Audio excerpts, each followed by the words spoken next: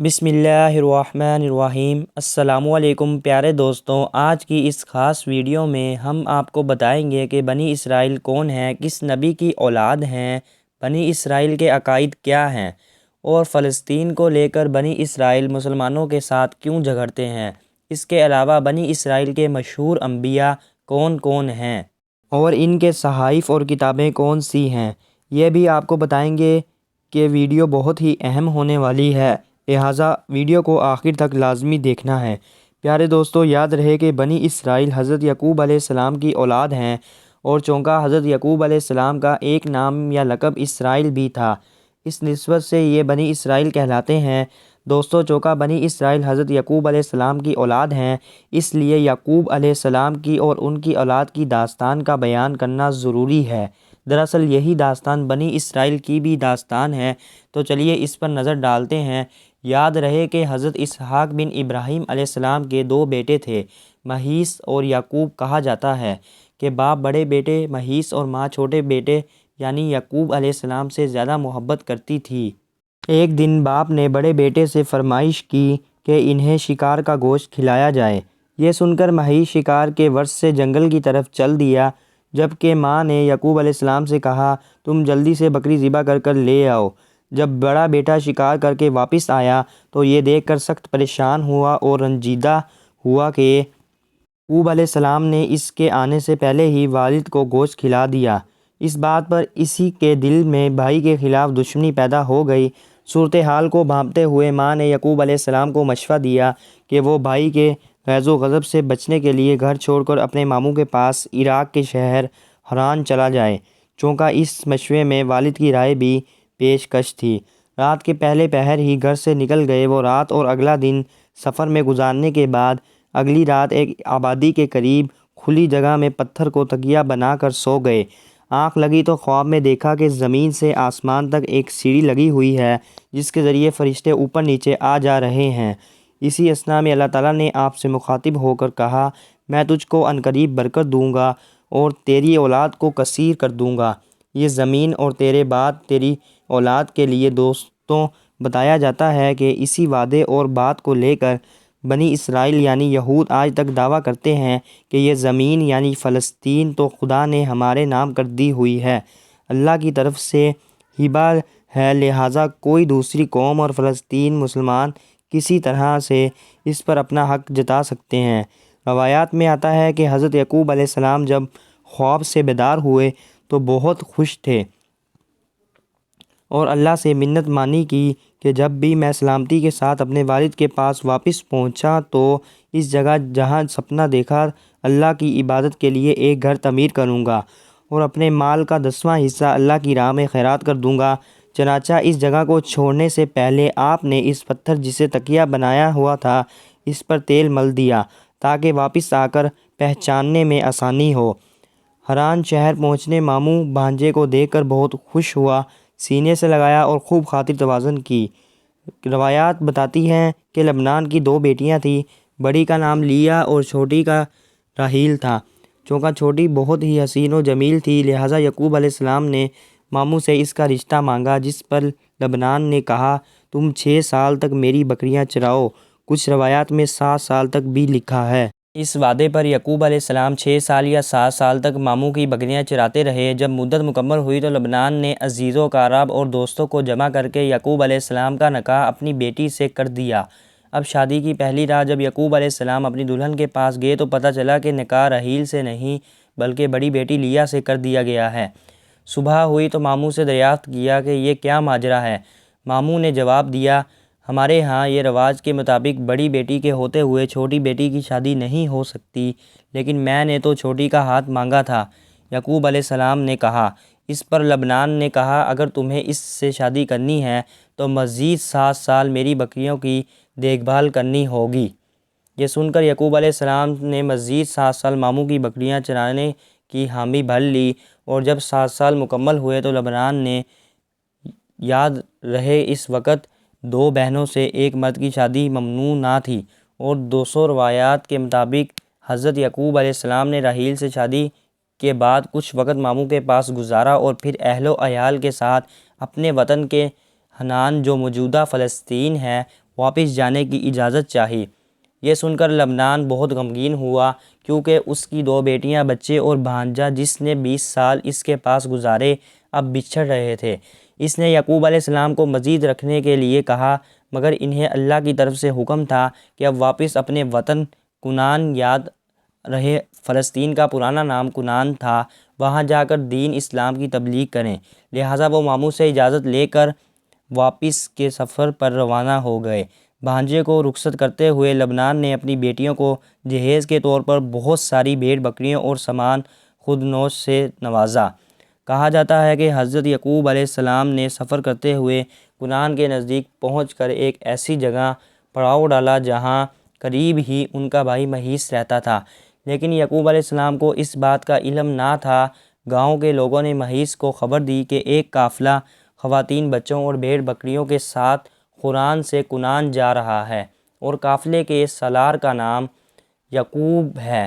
یہ سن کر پہلے تو مہیس پریشان ہوا اور تعجب میں پڑ گیا کہ یہ کون لوگ ہیں جو اتنا مہلس باب لے کر یہاں سے گزر رہے ہیں، لیکن پھر جلد ہی 20 سال پرانی کہانی یاد آ گئی کہ ہو نہ ہو یہ میرا بھائی یعقوب ہے۔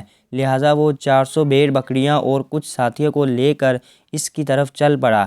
جب یعقوب علیہ السلام کو یہ خبر ملی تو بہت غمگین ہوئے کہ 10 بھائی کے وجہ سے مجھے وطن چھوڑنا پڑ گیا، اگر وہ ہی آ رہا ہے تو مجھے پریشان کرے گا۔ یہ سن کر اسی وقت آسمان سے فرشتے آئے اور بھائی کا استقبال کریں کہا۔ یہ سن کر ان کے دھارس بندی اپنے ریوڑ سے کچھ جانور بطور تحفہ لیے اور آگے بڑھ کر بھائی کا استقبال کیا۔ مہیس نے جب اتنی مدد کے بعد بھائی کو دیکھا تو غصہ جاتا رہا، پاس آ کر یعقوب علیہ السلام کو سینے سے لگا لیا اور ساتھ لے جا کر خوب خاطر توازن کی۔ حضرت یعقوب علیہ السلام چند روز بھائی کی میزبانی میں گزار کر جب آگے بڑھے تو 20 سال پرانے راستوں کو تلاش کرتے ہوئے یروشلم کے قریب اس مقام تک پہنچ گئے جہاں انہوں نے 20 سال قبل پتھر کے تکیے پر سر رکھ کر رات گزاری تھی۔ انہیں اپنی منت یاد آ گئی، لہٰذا بیٹیوں کو ساتھ لے کر اس پتھر کو تلاش کرنا شروع کیا جس پر تیل مل کر گئے تھے۔ اگرچہ بہت عرصہ گزر چکا تھا، لیکن اللہ کی مدد و تائید حاصل تھی، اس لیے جلد ہی وہ پتھر تلاش کر لیا اور اپنی مانی ہوئی منت پوری کر دی۔ بیٹیوں کے ساتھ مل کر وہاں اللہ کا گھر تعمیر کیا جسے آج ہم بیت المقدس کے نام سے جانتے ہیں۔ پیارے دوستو، یہاں آپ کو یہ بتاتے چلیں کہ حضرت یعقوب علیہ السلام کے بعد اس عمارت کو دوبارہ تعمیر کرنا شروع کیا، اور پھر ان کے بیٹے جناب سلیمان علیہ السلام نے جنات کی مدد سے یہاں ایک عمارت تعمیر کی جسے یہودی ہیکل سلیمانی کے نام سے پکارتے ہیں۔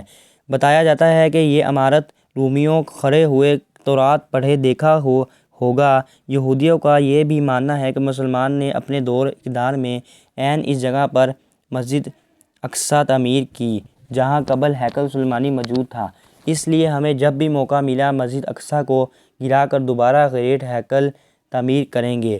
دوستو، یاد رہے کہ حضرت یعقوب علیہ السلام کی 2 بیٹیاں اور 2 باندیاں تھیں، لیا اور راحیل، 2 سگی بہنیں اور ماموں کی بیٹیاں جن سے شادی کر کے آپ عراق سے یروشلم واپس جا رہے تھے، جبکہ باندیوں میں زلفہ اور بلہا کے نام روایت میں ملتے ہیں۔ ان سب کے بطن سے پیدا ہونے والی اولاد اور جس نمبر پر ان کے بچوں کی پیدائش ہوئی اس کی تفصیل کچھ اس طرح ہے۔ پہلی بیوی لیا سے ربیون، شمون، لاوی، یہود، لیسا کا اور زبولون بیٹے پیدا ہوئے، جبکہ ایک بیٹی دینا بھی پیدا ہوئی۔ دوسری بیوی راحیل سے یوسف اور بنیامین 2 بیٹے پیدا ہوئے۔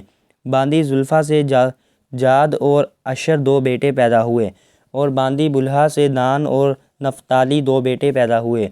یوں یعقوب علیہ السلام کے 12 بیٹے اور ایک بیٹی تھی۔ ان ہی 12 بیٹوں سے آگے چل کر بنی اسرائیل کے 12 قبیلے وجود میں آئے۔ یاد رہے کہ بنی اسرائیل سے مراد اسرائیل کی اولاد ہے، کیونکہ حضرت یعقوب علیہ السلام کا دوسرا نام اسرائیل تھا جس کا مطلب ہے اللہ کا بندہ یکن۔ حضرت یعقوب علیہ السلام کے ایک بیٹے یہود کے نام کی مناسبت سے انہیں یہودی بھی کہا جاتا ہے۔ پیارے دوستوں، اس قصے کی ابتدا دراصل حضرت ابراہیم علیہ السلام سے ہوتی ہے، اور وہ اس لیے کہ حضرت یعقوب علیہ السلام کے بیٹے اور ابراہیم علیہ السلام کے پوتے تھے۔ اس طرح یہ آل ابراہیم اور ہم مسلمانوں پر ہر نماز میں آل ابراہیم پر درود بھیجتے ہیں، لیکن دوستو یہ داستان جان بوجھ کر حضرت یعقوب علیہ السلام سے شروع کی گئی ہے، کیونکہ ان کے والد حضرت اسحاق علیہ السلام کے جنکشن سے آل ابراہیم دو حصوں میں بٹ گئی تھی اور بنی اسرائیل علیہ السلام میں بڑھتے جا رہے تھے، اور یہی وہ نقطہ ہے جسے سمجھنے کی ضرورت ہے۔ ہمارے ہاں کچھ لوگوں یہودیوں کو برا بھلا کہتے ہیں، لیکن یہ نہیں بتاتے کہ یہ ہیں کون، یہ بنی اسرائیل سے ان کا کیا رشتہ ہے۔ دوستو یہ تو ہر کوئی جانتا ہے کہ حضرت ابراہیم علیہ السلام کی دو بیٹیاں تھیں۔ پہلی بیوی بی بی سارہ، اور اولاد نہ ہونے پر آپ نے فرعون مصر کی بیٹی سیدہ ہاجرہ سے دوسری شادی کر لی، جن کے بطن سے اللہ نے آپ کو حضرت اسماعیل علیہ السلام کی شکل میں فرزند عطا کیا۔ اگر چاہیے اللہ کا حکم اور ارادہ تھا، لیکن بعض مخور لکھتے ہیں کہ جب دوسری بیوی ہاجرہ علیہ السلام کے ہاں بیٹا پیدا ہوا تھا تو دو خواتین کے درمیان کلا شروع ہو گئی، لہٰذا حضرت ابراہیم علیہ السلام بیوی ہاجرہ اور نملود اسماعیل علیہ السلام کو یروشلم سے کوسوں دوری مکہ میں صفا اور مروہ کے مقام پر چھوڑ آئے، اور یہی جگہ آج ہمارے بیچ ایک اہم رکن ہے۔ یاد رہے کہ بی بی ہاجرہ اور حضرت اسماعیل علیہ السلام کے مکہ چلے جانے کے بعد اللہ نے بی بی سارہ کو بھی بیٹا عطا کر دیا، جس کا نام اسحاق رکھا گیا، اور اسی اسحاق علیہ السلام کے بیٹے یعقوب علیہ السلام کی نسل کو بنی اسرائیل کہا جاتا ہے۔ یوں سمجھ لیجئے کہ اسحاق علیہ السلام اور اسماعیل علیہ السلام دو بھائی تھے۔ چھوٹے بھائی اسحاق علیہ السلام کی نسل جو فلسطین میں پھلی پھولی ہوئی ہے بنی اسرائیل کہلاتی ہے، جس میں سندیال علیہ السلام، یوسف علیہ السلام، ایوب علیہ السلام، داؤد علیہ السلام، سلمان علیہ السلام، موسیٰ علیہ السلام اور عیسیٰ علیہ السلام جیسے اعلی مرتبہ انبیاء علیہ السلام جنم لیا، جبکہ بڑے بیٹے اسماعیل علیہ السلام کی اولاد سرزمین بہار موجود سعودی عرب کی وادی مکہ میں آل اسماعیل کے نام سے آگے بڑھی۔ اس طرح رشتے کے لحاظ سے بنی اسرائیل اور بنی اسماعیل کزن یعنی سگے چچا زاد بھائی ہیں، اور اسی بنی اسرائیل کے ایک قبیل قریش کی شاخی بنی ہاشم میں خاتم النبیین حضرت محمد صلی اللہ علیہ وسلم کا جنم ہوا۔ پیارے دوستو، یہ ساری کہانی بیان کرنے کا مقصد یہ تھا کہ آپ کو بنی اسرائیل اور بنی اسماعیل کے بارے میں تفصیل سے آگاہ کیا جائے، اور آپ جان چکے ہیں کہ حضرت ابراہیم علیہ السلام کے دو بیٹوں سے یہ سلسلہ چلا۔ حضرت اسحاق علیہ السلام کے بیٹے یعقوب علیہ السلام کی اولاد بنی اسرائیل کہلائی جاتی ہے، جبکہ اسماعیل علیہ السلام کی بنی اسماعیل، اور آپ کے موجودہ دور کے یہودیوں کے بارے میں بتاتے ہیں جو خود کو بنی اسرائیل کہتے ہیں۔ ان یہودیوں اور عربیوں یعنی مسلمانوں میں جو جھگڑا چل رہا ہے، اس جھگڑے کی اصل وجہ حضرت یعقوب علیہ السلام پر وحی ہونے والے وہ جملے ہیں جن کا تذکرہ ویڈیو کے آغاز میں ہوتا تھا کہ جب حضرت یعقوب علیہ السلام نے ماموں کے گھر جاتے ہوئے راستے میں پتھر پر سر رکھ کر رات گزاری تو وہ انہیں وحی نازل ہوئی، جس میں اللہ تعالیٰ نے انہیں بشارت دی کہ میں تجھے برکت دوں گا، تیری اولاد کو کثیر کر دوں گا، اور یہ زمین تیرے لیے وقف کر دوں گا، اور تیرے بعد تیری اولاد کے لیے۔ پہلے دوستوں، اسی قیادی وعدے کی روایات کو لے کر یہودی یا بنی اسرائیل یہ دعویٰ کر رہے ہیں کہ اللہ نے تو ہمارے دادا یعقوب بن اسحاق سے برکت کا عہد کیا تھا، لہٰذا بنی اسرائیل سے باہر بالخصوص بنی اسماعیل سے کوئی نبی آ سکے، اور یہ زمین یعنی فلسطین تو اس وقت سے ہمارے نام ہبہ کر دی گئی تھی، لہٰذا ہم بنی اسماعیل کے نبی یعنی حضرت محمد صلی اللہ علیہ وسلم کو مانتے ہیں، اور ہی ارض فلسطین کو چھوڑنے کے لیے تیار نہیں، کیونکہ یہ ہمارا دادا یعقوب علیہ السلام کو اللہ نے خود عطا کی ہے۔ دوستوں، آپ کی آگاہی کے لیے یہاں یہ بھی بتاتے چلیں کہ بنی اسرائیل یعنی یہودی اسماعیل علیہ السلام کی والدہ بی بی ہاجرہ علیہ السلام کو لے گئے۔ اسرائیل لٹریچر کے مطابق فرعون مصر نے ان کے پردادا حضرت ابراہیم علیہ السلام کو لونڈی عطا کی تھی، اور لونڈی کبھی مالکن یعنی سارہ والدہ اسحاق علیہ السلام کی ہم مرتبہ نہیں ہو سکتی۔ ان کا اپنی کتابوں میں یہ بات لکھنے کا مقصد یہ تھا کہ اسماعیل علیہ السلام کو لونڈی کا بیٹا ظاہر کر کے اپنے دادا حضرت اسحاق علیہ السلام سے کمتر ثابت کیا جائے۔ نعوذ باللہ۔ پیارے دوستو، مصنف کہتے ہیں کہ حضرت ابراہیم علیہ السلام تبلیغ اسلام کی وجہ سے عراق کے بادشاہ نمرود کے ظلموں سے تمغہ نشانہ بنے، اور تنگ ہو کر جب اپنا آبائی وطن وادی بابل چھوڑنے پر مجبور ہوئے تو اپنی اہلیہ سارہ علیہ السلام کو لے کر فلسطین پہنچے تو بادشاہ مصر فرعون کو اس کے کارکنان نے خبر کر دی کہ ابراہیم نام کا ایک مسافر آیا ہے جس کے ساتھ اس کی بیوی بھی ہے۔ فرعون کا معمول تھا کہ اگر کسی باہر سے آنے والے شخص کی بیوی خوبصورت ہو تو وہ اسے اپنے پاس رکھ لیتا تھا۔ اس طرح اس نے حکم دیا کہ اس کی بیوی عورت کو میرے پاس لے آؤ۔ جب حضرت ابراہیم علیہ السلام کے پاس فرعون کے کارکندے اس گھر سے آئے کہ اپنی بیوی سارہ کو بادشاہ کے پاس بھیجو تو انہوں نے اللہ سے دعا کی کہ اے رب، جس طرح تو نے مجھے نمرود کے آگ سے بچایا اس طرح اس بادشاہ کی بربریت نیت سے بچا۔ چونکہ آپ مسافر اور اکیلے تھے لہٰذا بسی کی حالت میں بی بی سارہ کو فرعون کے دربار میں روانہ کر دیا۔ جب پہلے خدا کی بی بی فرعون کے سامنے گئی تو وہ ان کے حسن و جمال کو دیکھ کر دیوانہ ہو گیا اور خراب نیت سے ان کی طرف بڑھنے لگا۔ یہ دیکھ کر بی بی سارہ نے نماز پڑھنی شروع کر دی اور اللہ سے دعا کی کہ اے مالک، میں نے اپنے خاوند کے سوا کسی کو نہیں دیکھا، مجھے فرعون کے غلط ارادے سے محفوظ رکھ۔ جب نماز سے فارغ ہوتی تو فرعون نے پھر ہاتھ بڑھایا لیکن اس دوران اسی عذاب الہی نے وہ بے ہوش ہو کر گر پڑا۔ مورخین لکھتے ہیں کہ اس کے منہ سے جھاگ نکلنے لگے اور قریب تھا کہ وہ مر جاتا۔ یہ دیکھ کر سارہ علیہ السلام پریشان ہوگی کہ اگر یہ مر گیا تو بادشاہ کے قتل کا اعلان مجھ پر عائد ہوگا۔ انہوں نے پھر اللہ سے دعا کی اسے ٹھیک کر دے۔ جب وہ ٹھیک ہو گیا تو اس نے دوبارہ وہی حرکت کی۔ جب 2 دفعہ عذاب سے گزرا تو اسے یقین ہو گیا کہ یہ عورت انسان نہیں بلکہ جنات میں سے ہے۔ اس نے اپنے فرزندوں سے کہا، تم کو کسی جن کو میرے پاس لے آئے ہو اور اسے واپس اس کے خاندان کے پاس لے جاؤ۔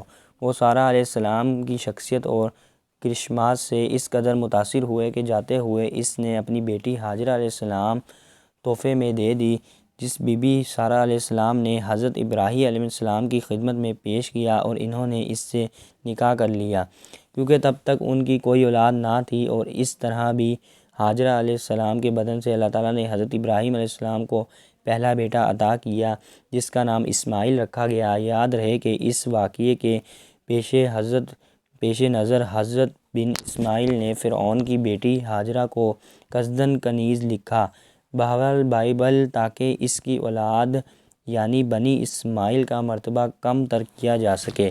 دوستو یاد رہے کہ مقام مرتبہ تو اللہ کی طرف سے ہے جو اللہ نے ہر نبی کے لیے عطا فرمایا ہے، اور سب نبیوں کا سردار اللہ تعالیٰ نے حضرت محمد صلی اللہ علیہ وسلم کو کردار دیا ہے جو حضرت اسماعیل علیہ السلام کی اولاد میں پیدا ہوئے۔ لیکن یہودیوں میں یعنی بنی اسرائیل میں یہ تعصب پایا جاتا ہے کہ نبی آخر صلی اللہ علیہ وسلم کو جو کہ سردار الانبیاء بھی ہیں وہ ان کے قبیلے میں کیوں نہیں مبعوث ہوئے، اور یہی وجہ ہے عربوں یعنی مسلمانوں اور یہودیوں کے بیچ لڑائی اور اختلافات کی۔ وہ حضرت عیسیٰ علیہ السلام کے علاوہ کسی کو اہمیت نہیں دیتے اور نہ ہی بنی اسرائیل سے باہر کسی نبی کو تسلیم کرتے۔ اور آپ کو بتاتے چلیں کہ یہودی اس بات پر بھی اصرار کرتے ہیں کہ حضرت ابراہیم علیہ السلام نے اللہ کے حکم سے جس بیٹے کو قربان کرنا چاہا وہ عزیز تھے نہ کہ اسماعیل تھے، جیسا کہ ہم مسلمانوں کو عقیدہ ہے۔ رہی بات ارض فلسطین کی تو اسے وہ خدا کی طرف سے اپنا سمجھتے ہیں اور آل یعقوب یعنی بنی اسرائیل ہونے کی ورث سے اپنی وراثت خیال کرتے ہیں۔ دوستو وراثت سے یاد آیا کہ یہودی ہم مسلمانوں اور مسیحیوں کی طرح کسی تبلیغ کے نتیجے میں دوسرے مذہب کو چھوڑ کر یہودی نہیں ہوئے، بلکہ ان کا دعویٰ ہے کہ وہ سب کے سب حضرت یعقوب علیہ السلام کی اولاد ہیں، اس لیے انہیں بنی اسرائیل کہا جاتا ہے۔ پیارے دوستوں، بات ہو رہی تھی حضرت یعقوب علیہ السلام کی وطن واپسی کی۔ ان کی داستان بیان کرتے کرتے بیچ میں کچھ ضروری باتوں کا تذکرہ کرنا پڑا۔ دوستو روایات بتاتی ہیں کہ بیت المقدس کی تعمیر کے بعد وہیں پر حضرت یوسف علیہ السلام کی والدہ رحیل کے ہاتھ دوسرے بیٹے بنیامین کی ولادت ہوئی اور دوران جنگی راحیل کا انتقال ہو گیا۔ حضرت یعقوب علیہ السلام نے اپنی چہیتی بیوی راحیل کو بیت المقدس میں ہی دفن کر کے ان کے سرہانے نشانی کے طور پر ایک پتھر گار لگا دیا۔ جواب کہا جاتا ہے کہ حضرت یعقوب علیہ السلام کو اپنے بیوی راحیل سے اس قدر محبت تھی کہ ان کی وفات سے سخت رنجیدہ ہوئے اور بیت المقدس چھوڑ کر اپنے والد حضرت اسحاق علیہ السلام کے پاس حبرون یعنی الخلیل شہر چلے گئے۔ ان کا بڑا بھائی مہیس بھی وہاں آ گیا اور دونوں بیٹوں کی موجودگی میں حضرت اسحاق علیہ السلام 180 سال کی عمر میں انتقال کر گئے۔ یاد رہے کہ حضرت ابراہیم علیہ السلام اور جناب اسحاق علیہ السلام کی قبریں اس شہر میں ہی ہیں جسے یہودی ہبرون اور مسلمان الخلیل کے نام سے پکارتے ہیں۔ دوستو، روایات بتاتی ہیں کہ حضرت یعقوب علیہ السلام نے بڑی کٹھن اور دیکھ کر بڑی زندگی گزاری۔ بڑے بھائی کے ڈر سے 20 برس تک والدین سے جدا رہے، پھر چہیتی بیوی یوسف علیہ السلام اور بنیامین کی ماں راحیل تاگ فارغ کر گئی، اور سب سے بڑھ کر یہ کہ باقی 10 بیٹیوں نے اپنے سوتیلے بھائی یوسف علیہ السلام اور بنیامین کو بہت ستایا۔ چونکہ حضرت یعقوب علیہ السلام کو راحیل کے بیٹوں یوسف علیہ السلام اور بنیامین سے بہت پیار تھا، لہٰذا ہر وقت انہیں ساتھ رکھتے تھے، جس پر باقی 10 بیٹے ناراض ہو گئے اور انہوں نے سازش کر کے یوسف علیہ السلام کو کنویں میں ڈال دیا۔ یہ الگ بات ہے کہ بعد میں حضرت یوسف علیہ السلام مصر پہنچ کر وہاں کے حاکم بن گئے اور بھائیوں سمیت اپنے والد کو وہاں بلایا۔ تاریخ بتاتی ہے کہ جب حضرت یعقوب علیہ السلام مصر گئے تو ان کے ساتھ کنیا کے فکر 93 افراد تھے، لیکن بعد میں جب حضرت موسیٰ علیہ السلام اسرائیلیوں کے قبیلی عزائروں کے غلامی سے چھوڑا کر واپس آئے، یروشلم لائے، تو ان کی تعداد 6,70,000 تھی۔ پیارے دوستو، روایات کے مطابق حضرت یعقوب علیہ السلام یوسف علیہ السلام کی جدائی میں 40 سال تک روتے رہے۔ جب یوسف علیہ السلام مصر تھے، ملاقات کے بعد جناب یعقوب علیہ السلام کی بنیائی اٹھائی اور وہ 24 برس تک بیٹے کے پاس مصر میں مقیم رہے، لیکن یوسف علیہ السلام کو وصیت کی کہ موت کے بعد میری بیعت اپنے وطن فلسطین لے جا کر میرے باپ عیسیٰ علیہ السلام کے قدموں میں دفن کرنا۔ حضرت یوسف علیہ السلام نے باپ کی وصیت کے مطابق ان کی وفات کے بعد حضرت یعقوب علیہ السلام کی میت ایک صندوق میں بند کر کے فلسطین پہنچائی اور حسب وصیت حضرت عیسیٰ علیہ السلام کے پاس دفن کی۔ کہا جاتا ہے کہ اس دن سے بنی اسرائیل نے اپنے مردوں کو صندوق میں بند کر کے دفنانا شروع کر دیا، اور یہ رسم آج بھی جاری ہے۔ دوستوں، امید ہے کہ یہاں تک آپ کو بنی اسرائیل کے بارے میں کافی حد تک جانکاری حاصل ہو چکی ہوگی کہ اصل میں بنی اسرائیل کون ہے۔ جہاں تک ارض فلسطین اور بیت المقدس پر کنٹرول اور حاکمیت کا تعلق ہے، تو حقیقت یہ ہے کہ یہ سرزمین تینوں بڑے مذاہب اسلام، مسیحیت اور یہودیت کے نزدیک یکساں تقدس کا درجہ رکھتی ہے۔ سب کے سب اس کا احترام کرتے ہیں، اور وہ اس کے لیے بنی اسرائیل کے تمام انبیاء اس سرزمین پر آئے اور اکثر یہیں پر مدفون ہیں اور محوی استراحت ہیں۔ یاد رہے کہ حضرت عیسیٰ علیہ السلام بھی اس خاکی ارض پر تشریف لائے، یہیں پر انہیں مصلوب کرنے کی کوشش کی گئی اور یہیں سے اللہ نے انہیں اپنے پاس آسمانوں پر بلایا۔ لطف کی بات یہ ہے کہ حضرت عیسیٰ علیہ السلام انہیں میں سے اور انہی اسرائیلیوں کی طرف نبی بنائے گئے تھے، مگر انہوں نے انکار کیا، اور جن لوگوں نے انہیں اللہ کا سچا نبی تسلیم کر لیا وہ بعد میں مسیح کہلائے۔ دوستوں، یہ بھی یاد رہے کہ حضرت عیسیٰ ابن مریم علیہ السلام بنی اسرائیل کے آخری نبی تھے، اور ان کے تقریباً 575 برس بعد قطبۃ الحجاز موجودہ سعودی عرب میں آباد بنی اسرائیل کے کزن قبیلے بنی اسماعیل سے اللہ کے آخری نبی حضرت محمد صلی اللہ علیہ وسلم مبعوث ہوئے۔ کزن قبیلے کی اصطلاح سے قطعاً متعجب ہونے کی ضرورت نہیں، کیونکہ حضور علیہ السلام حضرت اسماعیل بن ابراہیم علیہ السلام کی اولاد سے ہیں، جو حضرت یعقوب علیہ السلام عرف اسرائیل کے چچا تھے۔ ہم مسلمانوں کے لیے فلسطین اس لیے مقدس ہے کہ یہاں ہمارا قبلہ اول واقع ہے، اور قرآن کے مطابق راج کے شب ہمارے نبی صلی اللہ علیہ وسلم بیت المقدس سے آسمان پر تشریف لے گئے۔ یہ وہ بنیادی وجوہات ہیں جس کی بنا پر یہ خطہ گزشتہ کئی صدیوں سے مسلسل کشمکش اور جنگ و جدل سے لبریز چلا آ رہا ہے۔ جو قوم طاقتور ہوئی اس نے بڑھ کر اس پر قبضہ کر لیا۔ تاریخ کے مطابق مسیح، یہودی اور مسلمان باری باری کئی مرتبہ اس سے فتح کر کے یہاں اپنا اقدام قائم کر چکے ہیں، لیکن اب تک کوئی پائیدار حل سامنے نہیں آ سکا، اور آج بھی فلسطین دنیا کے سامنے ایک حل تک طلب مسئلے کے طور پر موجودہ ہے۔ دوستوں، آپ کو بتاتے چلیں کہ اگر چاہیے سرزمین عالم مسیحیت کے لیے بھی اتنا ہی پیاری ہے اور مقدس ہے جتنا اس یہودی اور مسلمان پیار کرتے ہیں۔ لیکن کرسٹین وردہ امریکہ اور برطانیہ نے ایک سوچے سمجھے منصوبے کے تحت 1948 میں اسے مسلمانوں یعنی اردن سے لے کر یہودیوں کے حوالے کر دیا اور اب تک یہ یہودیوں ہی کے قبضے میں ہے۔ پیارے دوستوں، ہم آپ کو بنی اسرائیل پر نازل ہونے والی آسمانی خوان کے بارے میں بھی بتائیں گے جو من سلوہ کی صورت میں ان پر نازل ہوتا رہا۔ لیکن پہلے تذکرہ کرتے ہیں بنی اسرائیل کے مشہور انبیاء کا۔ ویسے تو بنی اسرائیل میں کئی نبی علیہ السلام کی طرف سے مبعوث کیا گئے ہیں، لیکن ہم یہاں پر چند مشہور اور معروف انبیاء کا تذکرہ مختصر طور پر کریں گے۔ بنی اسرائیل کے معروف انبیاء علیہ السلام میں حضرت یعقوب علیہ السلام، یوسف علیہ السلام، موسیٰ علیہ السلام، ہارون علیہ السلام، داؤد علیہ السلام، سلیمان علیہ السلام، دانیال علیہ السلام اور عیسیٰ علیہ السلام کے نام شامل ہیں، اور یہ وہ انبیاء ہیں کہ جن کا تذکرہ قرآن پاک میں بھی آیا ہے۔ یعقوب علیہ السلام کا تفصیلی واقعہ آپ ملاحظہ کر چکے ہیں، البتہ باقی انبیاء کا مختصر تذکرہ جو ہے وہ ضروری ہے، لیکن آپ نے ویڈیو کو سکپ نہیں کرنا۔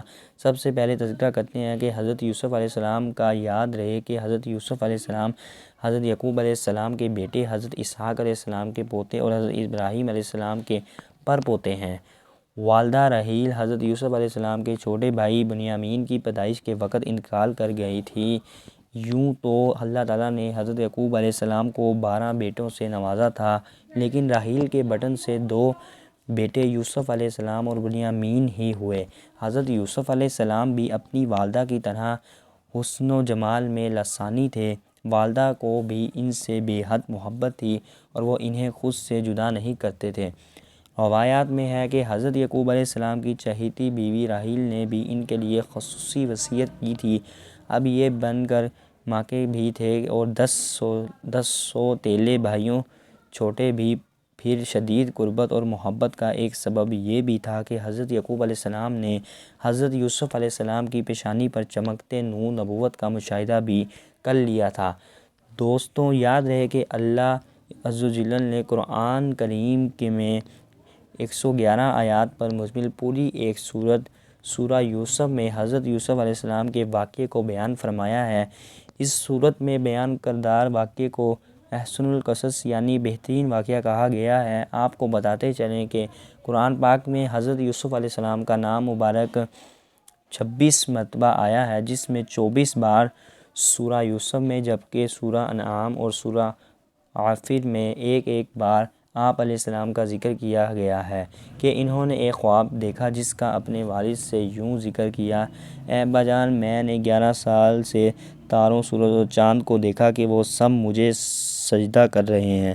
حضرت یعقوب علیہ السلام نے جب بیٹے کا خواب سنا تو سمجھ گئے کہ یہ بڑے ہو کر اللہ تعالیٰ کی جانب سے ایک عظیم منصب پر فائز ہوں گے۔ اس لیے انہیں اندیشہ ہوا کہ یوسف علیہ السلام کے ستولے بھائی ان کی عظمت کا اندازہ لگا کر شیطان کے بہکاوے میں آ کر انہیں اور نقصان نہ پہنچائیں۔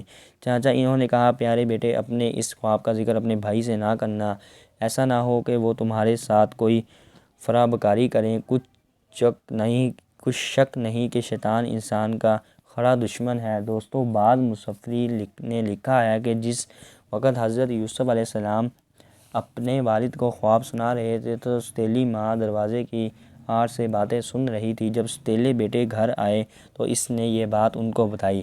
وہ ویسے بھی حضرت یوسف علیہ السلام سے حسد کرتے تھے، لہٰذا اس واقعے نے جلتی پر تیل کا کام کیا اور انہوں نے اس سے کسی دوگلا نہ تھا۔ اس کا ستیلا چھوٹا بھائی شان و رمتے میں ان سے آگے بڑھ جائے، لہٰذا ان سب نے حضرت یوسف علیہ السلام کو والد سے جدا کرنے کا فیصلہ کر لیا۔ انہوں نے آپس میں کہا کہ یوسف علیہ السلام کو یا تو جان سے مار ڈالو یا اسے کسی ملک میں پھینک آؤ، اور پھر ابا کی توجہ صرف تمہاری طرف ہو جائے گی اور اس کے بعد تم اچھی حالت میں ہو جاؤ گے۔ ان میں سے ایک نے کہا کہ یوسف کو قتل تو نہ کرو، بلکہ کسی اندھے کوئی کنویں کی تہہ میں ڈال دو، کوئی آتا جاتا قافلے سے نکال کر لے جائے گا۔ اگر تم کو کچھ کرنا ہی ہے تو یوں کر دو۔ دوستوں، یہ واقعہ ایک طویل واقعہ ہے جس کا تذکرہ یہاں مقصود نہیں، البتہ اللہ تعالیٰ کی منشا کے مطابق حضرت یوسف علیہ السلام کا خواب سچا ہوا۔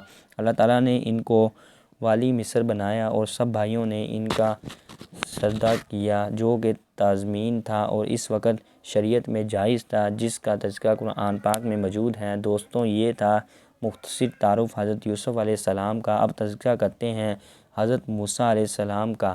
یاد رہے کہ حضرت موسیٰ علیہ السلام بھی اللہ کے برگزیدہ پیغمبروں میں سے ایک تھے۔ آپ کا پورا نام موسیٰ بن عمران ہے۔ آپ مصر میں پیدا ہوئے۔ آپ کو قوم بنی اسرائیل کی طرف سے مبعوث کیا گیا اور آپ کی معاونت کے لیے ہارون علیہ السلام کو بھی نبوت دی گئی۔ یاد رہے کہ حضرت ہارون علیہ السلام حضرت موسیٰ علیہ السلام کے بھائی ہیں اور ان کا تذکرہ بھی قرآن پاک میں آتا ہے۔ پیارے دوستوں، حضرت موسیٰ علیہ السلام اور ہارون علیہ السلام بھی حضرت یعقوب علیہ السلام کی اولاد سے ہیں، جو کہ بنی اسرائیل کہلاتی ہے۔ روایات بتاتی ہیں کہ بنی اسرائیل کو مصر میں رہتے ہوئے کافی مدت ہو چکی ہے، چونکہ یہ لوگ باہر سے آئے ہوئے تھے، اس لیے مصری انہیں اچھی نظر سے نہیں دیکھتے تھے۔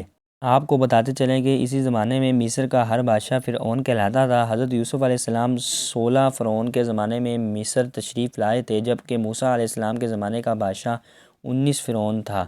اس کا نام منتفع بن رمس دوم تھا، اور روایات میں آتا ہے کہ فرعون نے ایک خواب دیکھا جس کی تعبیر یہ بتائی گئی ہے کہ بنی اسرائیل کا ایک لڑکا تیری حکومت کے زوال کا باعث ہوگا۔ اس پر فرعون نے حکم دیا کہ بنی اسرائیل میں جو لڑکا پیدا ہو اس کو قتل کر دیا جائے، اور زمانے میں حضرت موسیٰ علیہ السلام کے گھر میں پیدا ہوئے ماں باپ کو سخت پریشانی تھی، اور وہ سمجھتے تھے کہ اگر کسی کو پتہ چل گیا تو اسی بچے کی خیر نہیں۔ آخر اللہ تعالیٰ نے آپ کی والدہ کے دل میں یہ بات ڈالی کہ اس بچے کو صندوق میں ڈال کر ڈھیرے نیل میں چھوڑ دیا جائے۔ حضرت موسیٰ علیہ السلام کی والدہ نے ایسا ہی کیا اور اپنی بڑی لڑکی کو بھیجا کہ وہ صندوق کے ساتھ ساتھ کنارے پر جائے اور دیکھے کہ اللہ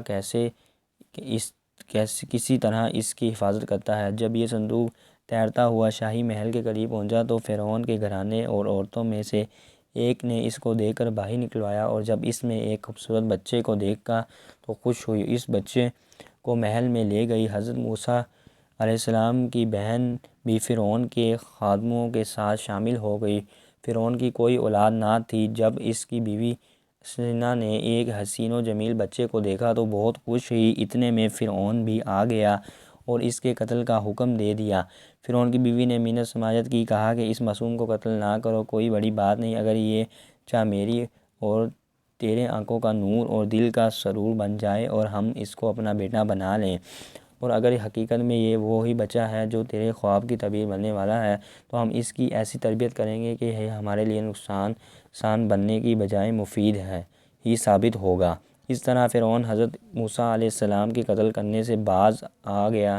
دوستوں، حضرت موسیٰ علیہ السلام فرعون کے گھر میں پل کر نوجوان ہوئے۔ یہ اللہ رب العزت کی قدرت کہ کیسے اس بچے کو زندہ رکھا۔ اس کی محبت فرعون کی بیوی سے اسینا کی موسیٰ علیہ السلام کی والدہ ہی کے ذمہ لگایا اور آپ علیہ السلام کو ان کے دشمن کے گھر میں پال کر دکھایا، وہ دشمن جو اپنے رب ہونے کا دعویٰ کرتا تھا۔ اور دوستوں، روایات بتاتی ہیں کہ حضرت موسیٰ علیہ السلام بڑے خوبصورت اور طاقتور تھے۔ ایک مرتبہ ایک قبطی اور اسرائیلی کے لڑائی کے دوران آپ علیہ السلام قبطی کو گھوسا مار کر جسے وہ مر گیا۔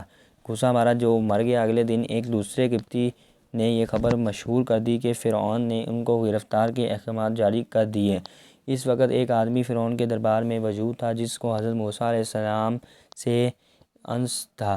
اس نے فوراً حضرت موسیٰ علیہ السلام کو جا کر سارے واقعے کی اطلاع دی اور مشورہ دیا کہ آپ فوراً یہاں سے نکل جائیں۔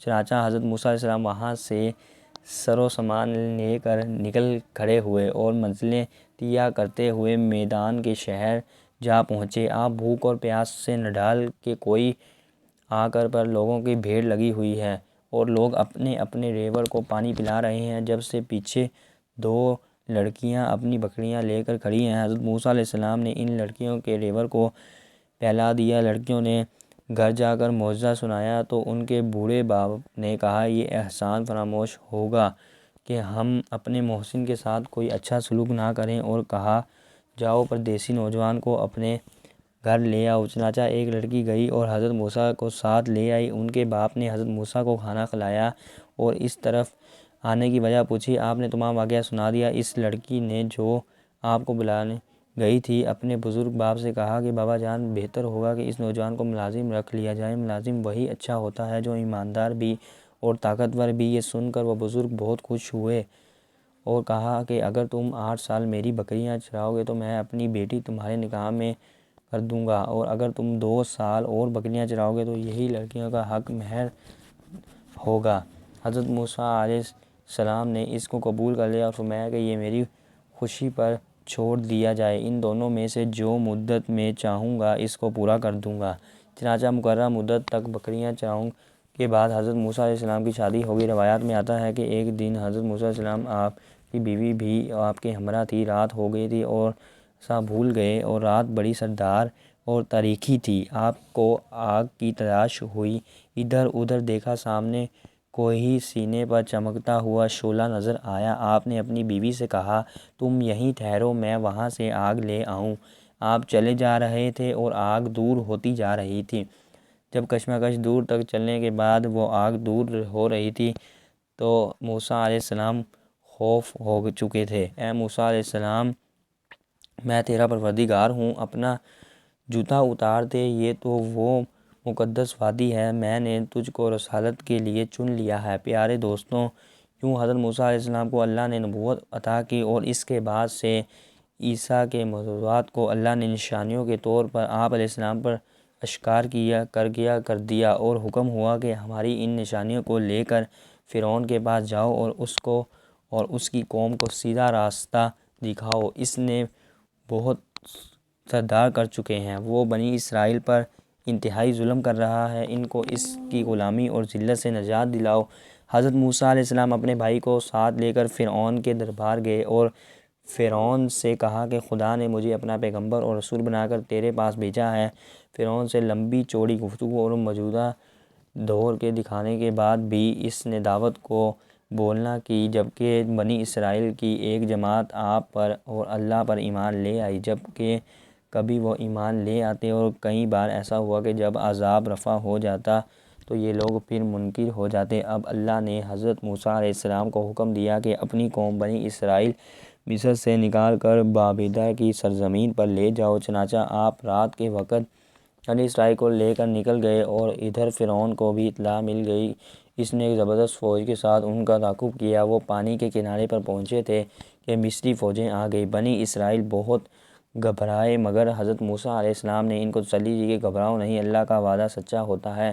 اللہ تعالیٰ نے حضرت موسیٰ علیہ السلام کو حکم دیا کہ اپنی لاٹھی پانی پر مارو۔ چنانچہ جب حضرت موسیٰ علیہ السلام نے بحیرہ کلزم کے پانی پر اپنی لاٹھی ماری تو اس میں راستہ بن گیا اور حضرت موسیٰ علیہ السلام بڑے آرام سے بحیرہ کلزم پار کر گئے۔ یہ دیکھ کر فرعون، لیکن جب فرعون اور اس کی ساری فوج درمیان میں آ گئی تو اللہ کے حکم سے پانی پھر اپنی اصلی حالت پر آ گیا تھا۔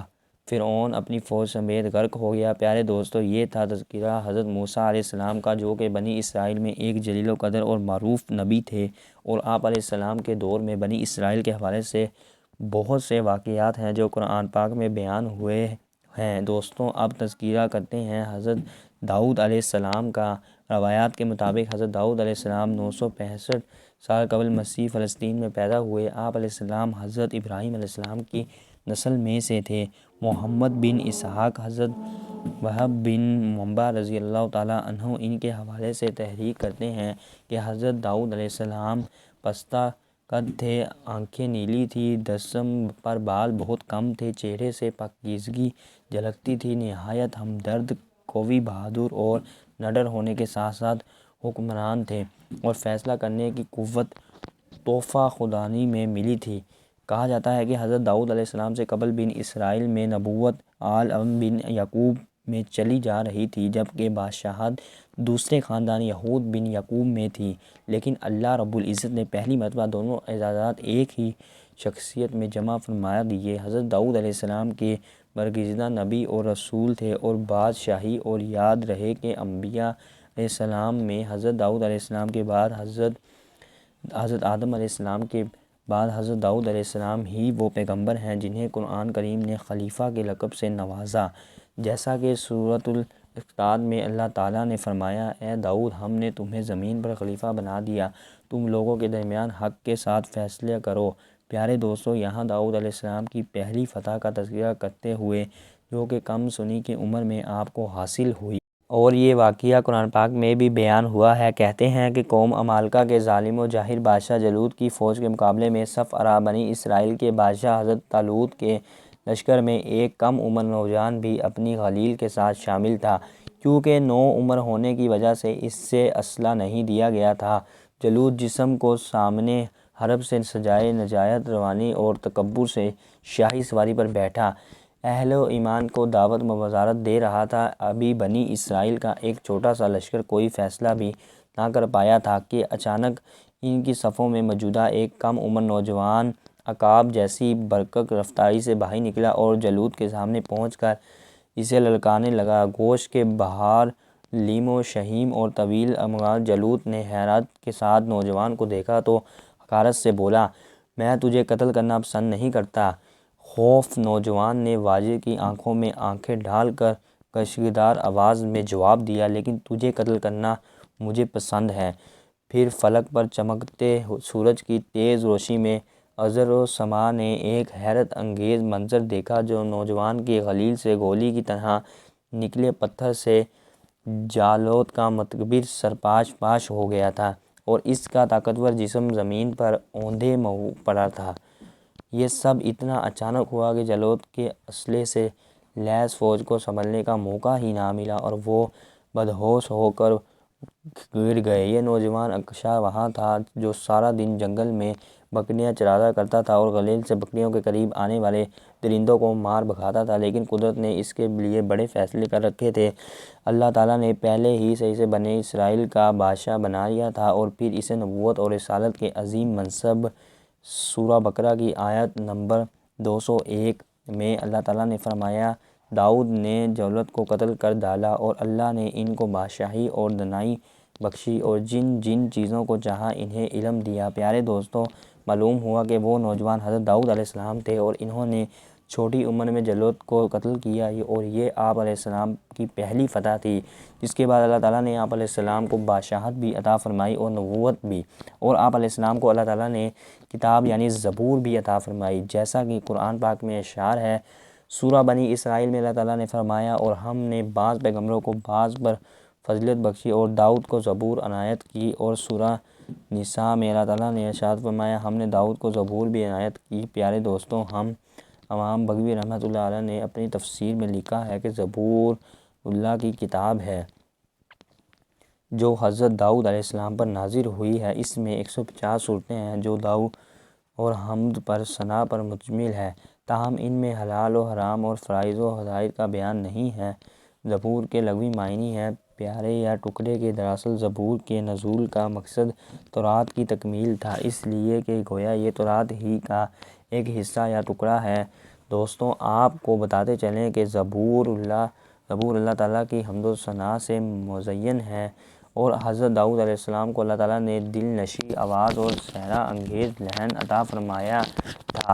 آپ علیہ السلام جب زبور کی تلاوت فرماتے تو وجد افرین تلاوت سے مشہور ہو کر چرند پرند تک پہاڑ جن و دریا سمندر یعنی سب اللہ تعالیٰ کی حمد و ثنا میں محب ہو جاتے، اس لیے آپ تک دعویٰ زبور المثل ہے۔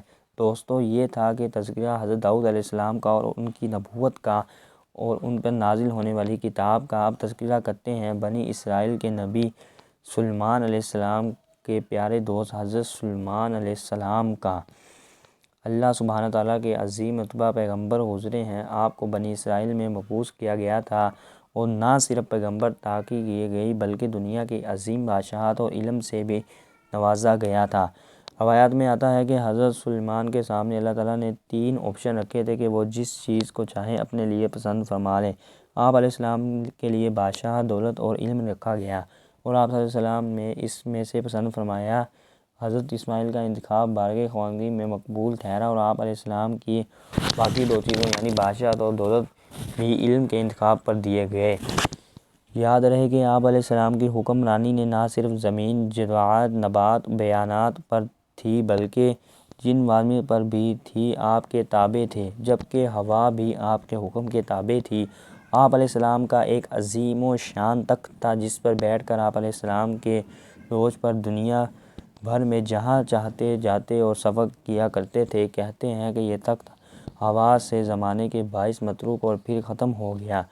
پیارے دوستوں، یاد رہے کہ سلیمان علیہ السلام کے والد حضرت داؤد علیہ السلام بھی نہایت جلیل القدر پیغمبر گزرے ہیں، اور آپ کو بھی اللہ تعالیٰ نے بادشاہت عطا فرمائی تھی، جس کا درگزر آپ پہلے سن چکے ہیں۔ یہاں آپ کو بیت المقدس کی تعمیر اور سلیمان علیہ السلام کی موت کے حوالے سے ایک عجیب واقعہ سناتے ہیں، جو آپ کی زندگی کا اہم واقعہ بنے گا۔ بیت المقدس کی تعمیر جو حضرت داؤد علیہ السلام نے شروع کی تھی، حضرت سلیمان علیہ السلام نے اس کی تکمیل فرمائی۔ روایات بتاتی ہیں کہ اس میں کچھ کام تعمیر کا باقی تھا، اور یہ تعمیر کا کام جنات کے سپرد تھا، اور ان جنات کی طبیعت میں سرکشی غالب تھی، لیکن حضرت سلیمان علیہ السلام کے خوف سے جنات کام کرتے تھے۔ ان کی وفادار کا جنات کو علم ہو جاتا تھا، فوراً کام چھوڑ بیٹھتے تھے اور تعمیر رہ جاتی تھی۔ اس کا انتظام حضرت سلیمان علیہ السلام نے اذان ربانی کے یہ کہا، یعنی اللہ کے حکم سے یہ کیا کہ جب موت کا وقت آیا تو موت کی تیاری کر کے آپ اپنے محراب میں داخل ہو گئے، جو شفاف شیشے سے بنی ہوئی تھی، باہر سے اندر کی سب چیزیں نظر آتی تھیں۔ حضرت سلیمان علیہ السلام اپنے معمول کے مطابق عبادت کے لیے ایک عصا کا سہارا لے کر کھڑے ہو گئے۔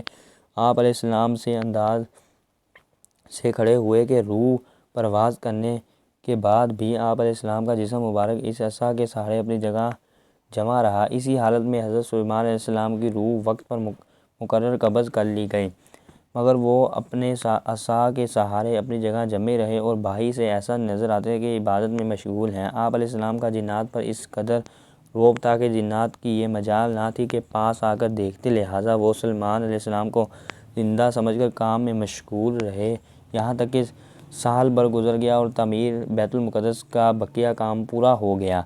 بیت المقدس کا کام پورا ہونے پر اللہ تعالیٰ نے گھن کے کیڑے کو، جس کو عربی میں دیمک کہا جاتا ہے یا دیمک جیسا ہی ایک کیڑا، اور قرآن کریم میں اس کو دابۃ الازرم کے نام سے موسوم کیا ہے، عصائے سلیمانی پر مسلط کر دیا۔ اس گھن نے، اس دیمک جیسے کیڑے نے عصا کی لکڑی کو اندر سے کھا کر کمزور کر دیا۔ یوں اس کا سہارا ختم ہوا تو سلیمان علیہ السلام کا جسم مبارک گر گیا۔ اس وقت جنات کو ان کی موت کی خبر ہوئی۔ دوستوں، آپ علیہ السلام کی موت کے اس واقعے میں بڑی حکمتیں پوشیدہ ہیں۔ یہاں اس بات سوچنے کی ہے کہ حضرت سلیمان علیہ السلام، جن کو ایسی ہی مسلط حکومت اور سلطنت حاصل تھی کہ صرف ساری دنیا پر ہی نہیں بلکہ جنات اور طیور اور ہوا پر بھی ان کی حکومت تھی، مگر ان سب سامانوں کے باوجود موت سے ان کو بھی نجات تھی، اور یہ کہ موت تو مقرر وقت پر آنی تھی، جو کہ آ کر رہی۔ اس لیے تو کہا جاتا ہے کہ موت ایسی اٹل حقیقت ہے کہ جس کا انکار کسی کو نہیں۔ پیارے دوستوں، حضرت سلیمان علیہ السلام کی موت کے واقعے کے لیے ایک بڑی حکمت یہ تھی کہ جنات کو اللہ تعالیٰ نے دور دراز کے مسافت چند لمحات میں قطع کر لینے کے لیے فرمائی تھی۔ وہ بہت سی ایسے حالات واقع ہوتے تھے جن کو انسان نہیں جانتے تھے۔ جب وہ انسانوں کو ان واقعات کی خبر دیتے تو انسان یہ سمجھتے تھے کہ یہ غیب کی خبر ہے، اور جنات کو بھی علم غیب حاصل ہے۔ لیکن حضرت سلیمان علیہ السلام کی موت، اس عجیب واقعے نے اس بات کی حقیقت کھول دی، اور خود جنات کو بھی پتہ چل دیا، اور سب انسانوں کو بھی جنات عالم غیب نہیں ہے، کیونکہ ان کو غیب کا علم ہوتا ہے، تو حضرت سلیمان علیہ السلام کی موت سے 1 سال پہلے ہی باخبر ہو جاتے۔ دوستو، یہ تھا تذکرہ مختصر حضرت سلیمان علیہ السلام کا اور بیت المقدس کی تعمیر کا، جس کو ہیکل سلیمانی کا نام بھی دیا جاتا ہے۔ اور یہ واقعہ بتاتا ہے کہ بیت المقدس کی تعمیر حضرت سلیمان علیہ السلام کے دور میں مکمل ہوئی اور اس میں جنات نے کام کیا۔ پیارے دوستوں، اب تذکرہ کرتے ہیں حضرت عیسیٰ علیہ السلام کا۔ یاد رہے کہ حضرت عیسیٰ علیہ السلام بنی اسرائیل میں مبعوث ہونے والے آخری نبی تھے۔ آپ علیہ السلام نے اپنی قوم کو خاتم النبیین حضرت محمد مصطفیٰ صلی اللہ علیہ وسلم کی آمد کی خوشخبری دی، جیسا کہ سورہ صوف میں اللہ تعالیٰ نے فرمایا ہے، جب عیسیٰ ابن مریم نے کہا، اے بنی اسرائیل، میں تمہارے پاس اللہ کا بھیجا ہوا آیا ہوں اور ایک پیغمبر کی جو میرے بعد آئیں گے، جن کا نام احمد ہوگا، بشارت سناتا ہوں۔ پیارے دوستو، یاد رہے کہ حضرت عیسیٰ علیہ السلام کے بعد تقریباً 600 سال تک کوئی نبی نہیں آیا۔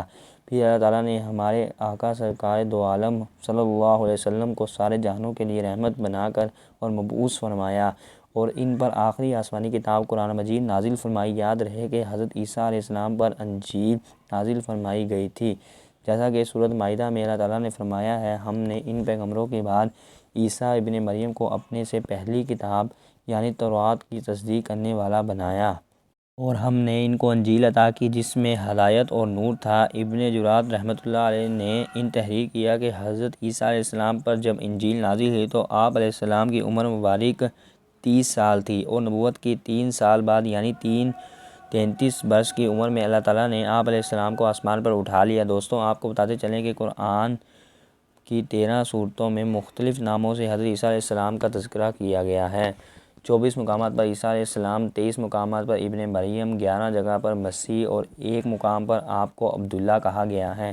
قرآن مجید کی 19ویں سورت حضرت عیسیٰ علیہ السلام کی والدہ محترمہ کے نام پر ہے، جس میں حضرت مریم بنت عمران اور حضرت عیسیٰ علیہ السلام کا قصہ تفصیل کے ساتھ موجود ہے۔ اس کے علاوہ قرآن مجید کی تیسری سورت سورہ آل عمران حضرت مریم علیہ السلام کے والد، جس میں حضرت مریم علیہ السلام کی پیدائش کا واقعہ ہے، بیان کیا گیا ہے۔ قرآن مجید کی 5ویں سورت سورۃ مائدہ میں اس کھانے کا ذکر ہے جس کی فرمائش حضرت عیسیٰ علیہ السلام کی حواریوں نے کی تھی۔ حضرت عیسیٰ علیہ السلام نے بارگاہ خواندگی میں دعا کی جس پر آسمان سے مائدہ یعنی کھانے کے خوان کا نزول ہوا۔ دوستوں، کہا جاتا ہے کہ قرآن پاک میں سب سے زیادہ جس نبی کا تذکرہ ہے وہ حضرت عیسیٰ علیہ السلام کا ہے، اور اسی بارے میں مفتی محمد شفیع رحمۃ اللہ علیہ تحریر فرماتے ہیں کہ قرآن مجید میں انبیاء صلی اللہ علیہ وسلم سب سے زیادہ ذکر حضرت عیسیٰ علیہ السلام کا کیا گیا ہے۔ سورۃ آل عمران کے 11 رکوع میں اللہ تعالیٰ نے انبیاء سابقین علیہ السلام کا ذکر ایک ہی آیت میں معلن کرنے پر اتفاق فرمایا۔ اس کے بعد تقریباً 3 رکوع اور 22 آیات میں حضرت عیسیٰ علیہ السلام اور ان کے خاندان کا ذکر کیا گیا ہے۔ ان کے خاندان کو مریم کا خاندان بھی کہا جاتا تھا یا عمران کا خاندان بھی کہا جاتا تھا۔ حضرت عیسیٰ علیہ السلام کی نازل کا ذکران کی نظر میں بیان، والدہ کی پیدائش، ان کا نام، تربیت کا تفصیلی ذکر، حضرت عیسیٰ علیہ السلام کا بطن مادر انا پر ولادت کا مفصل حال و حال کے بعد ماں نے کیا کھایا پیا، اس کا ذکر، اپنے خاندان میں بچے کو لے کر آنا، ان کی طعن و تشنیع نمود، مسیح کو بطور موجودہ گویا عطا ہونا، قوم کو دعوت دینا، ان کے مخالف حوریان کی امداد، یہودیوں کا نذرانہ، زندہ آسمان پر اٹھایا جانا وغیرہ۔ پھر احادیث مطالبہ میں ان کی مزید صفات، شکل و صورت، ہیئت، لباس وغیرہ کی پوری تفصیلات ہیں۔ ایسے حالات ہیں کہ قرآن و حدیث میں کسی نبی اور رسول کے حالات اس تفصیل سے بیان نہیں کیے گئے۔ پیارے دوستوں، یاد ہے کہ حضرت عیسیٰ علیہ السلام قیامت کے قریب دوبارہ دنیا میں اتارے جائیں گے۔ نبی کریم صلی اللہ علیہ وسلم کی امتی کی حیثیت سے حضرت عیسیٰ علیہ السلام کا دوبارہ نزول، امت مسلمہ کی قیادت و رہنمائی، فتنہ دجال کی سرخوبی، خزینی کا قتل، صلیب کا توڑنا یا جنون کا خاتمہ، فسق و فجور کا سدا باب، امن و امان کا قیام، اسلام کا بولا بال متعارف ہوگا۔ حقیقت یہی ہے جن کے ظہور کا تذکرہ احادیث کی تمام کتب بشمول صحیح بخاری اور مسلم شریف میں موجود ہے۔ کہا جاتا ہے کہ ان کے دور میں سب مسلمان ہو جائیں گے، دجال کا قتل بھی آپ علیہ السلام کے ہاتھوں سے ہوگا، یا یاجوج ماجوج کا ظہور و فساد بھی آپ علیہ السلام کی موجودگی میں ہوگا۔